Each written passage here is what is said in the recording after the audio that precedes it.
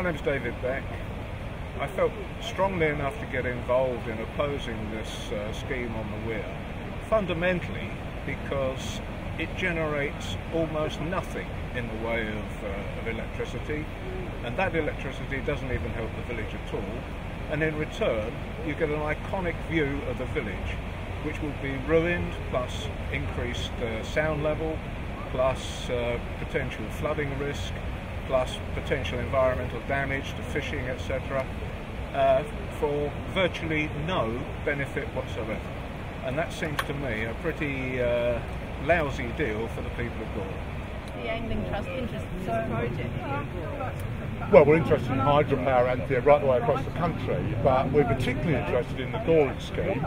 Our technical specialist has put in a formal objection to the hydropower scheme here at Goring because we think it would damage fish and wildlife. This is a very, very important spawning habitat for fish. And of course, if you take the energy out of the river and divert those flows, you reduce the ability of the river to clean the gravels, and the fish need clean gravels on which to spawn. And if the fish can't spawn, then they can't reproduce, and if they can't reproduce, there's no food for the birds and the fish-eating birds like the grebes and the herons. So the whole chain of wildlife in the river is dependent on these healthy flows.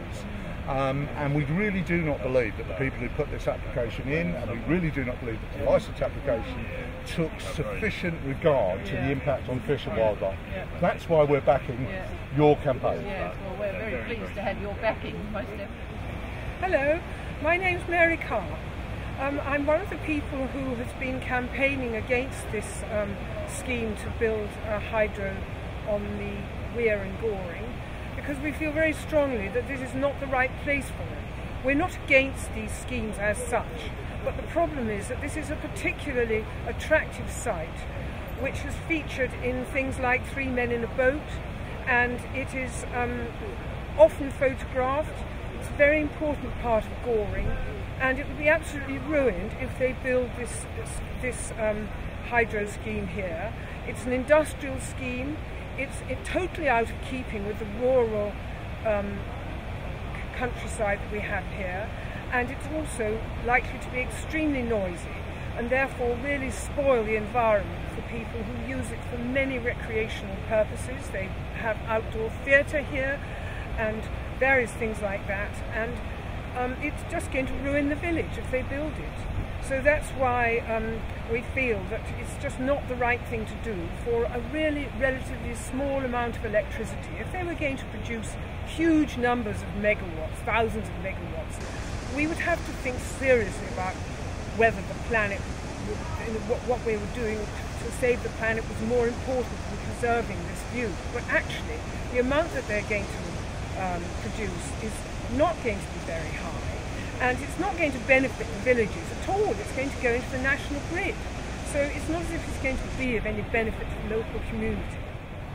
I'm Diana Davis, and I'm a volunteer swan rescuer, so I'm very interested in wildlife and so forth. I'm very concerned about the amount of water and rubbish and one thing and another that will catch up behind the screws, and I think it's going to cause a lot of flooding at some time or other.